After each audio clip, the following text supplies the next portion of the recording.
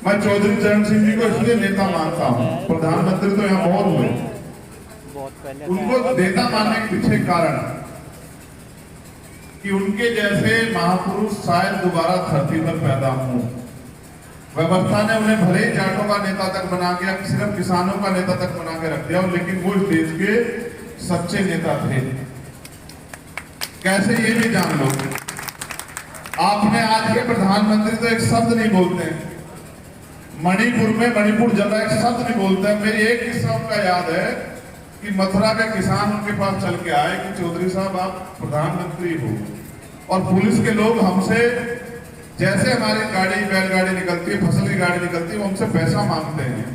आप प्रधानमंत्री हो, बताओ हम अपनी समस्या जाके किसे करें।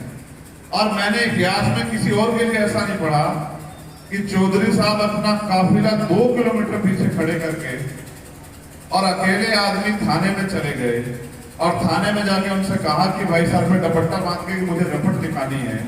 वहां बैठे एक दीवान जी ने, सारे पुलिस वाले तो बेचारे खराब नहीं है, एक दीवान जी ने जो अंदर बैठे थे उन्होंने कहा कि बाबा रिपोर्ट ऐसे नहीं लिखी जाती, कुछ देना पड़ता है। उन्होंने कहा दे भी देंगे भाई, लेकिन रिपोर्ट तो लिख दो। जब रिपोर्ट लिखी गई और उसने कहा कि बाबा जरा अंगूठा लगा दो, तो उन्होंने कहा अंगूठे की जगह अगर साइन कर दूं, तो उन्होंने कहा साइन कर दो। तो जब जेब से मोहर लगा के निकाली और मोहर लगा के साइन करे, तो मोहर भारत के प्रधानमंत्री की थी। पूरा का पूरा थाना सस्पेंड हुआ और उसके बाद किसी ने किसानों से पैसा वसूलने की वो नहीं की। उनके जीवन की एक घटना, और आज तो बहन बेटियां कहां सेफ है देश में। आपने देखा मणिपुर में कैसा नंगा नाच हो रहा है। लेकिन मेरे एक घटना और याद है उनके जीवन की, कि लोगों ने अपनी बच्चियों को पढ़ाना बंद करके घर में बिठा लिया, कॉलेज में नहीं भेजते थे। एक दिन वो अपने हाउस में टहल रहे थे, जब वो मुख्यमंत्री हुआ करते थे।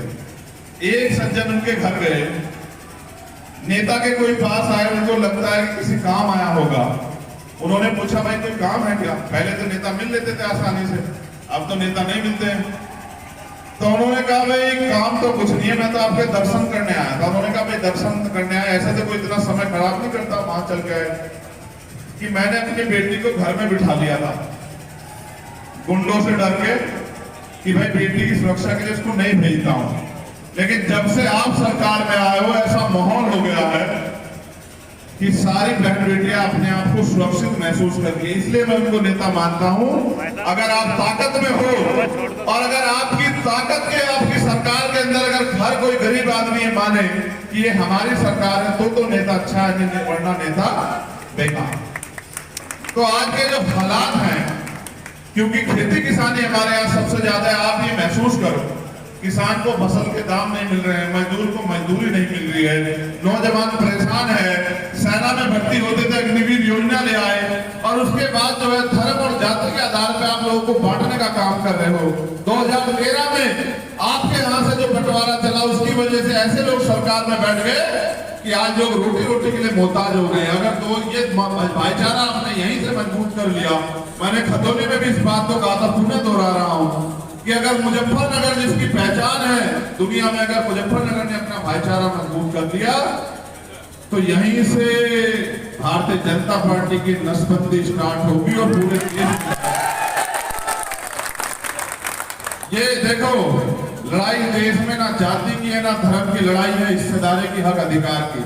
जब भी कोई अपने हक अधिकार के लिए बोलेगा, तभी जो है उसके ऊपर हमले भी होंगे, उसकी जान पे भी बनाएंगी, उस पर आरोप भी लगेंगे, तमाम तरह की मुसीबतें भी होंगी। मैं तो आपके पड़ोस का हूं और संघर्ष करके आगे बढ़ रहा हूं। आपने मुझे लड़ते हुए देखा है। आप जितने शख्स यहाँ बैठे हो, चाहे किसी जाति धर्म के, एक आदमी बताओ कि कभी देश में कहीं अन्याय हो और मैं अन्याय के समय घर में बैठा हुआ हूँ।